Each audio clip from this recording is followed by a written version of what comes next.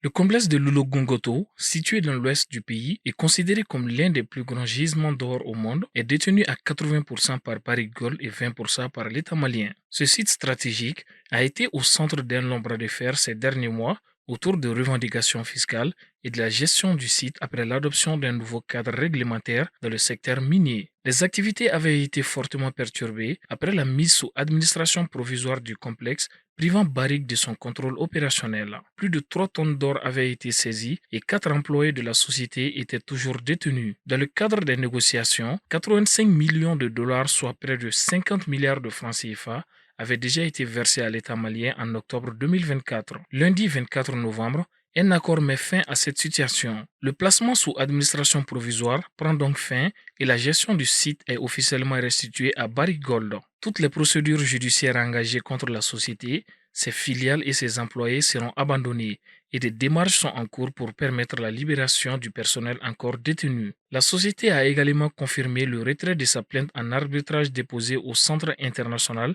pour le règlement des différends relatifs aux investissements. Ce règlement ouvre la voie à une reprise normale des opérations et à un climat de coopération renforcé entre l'État et Barrick Gold.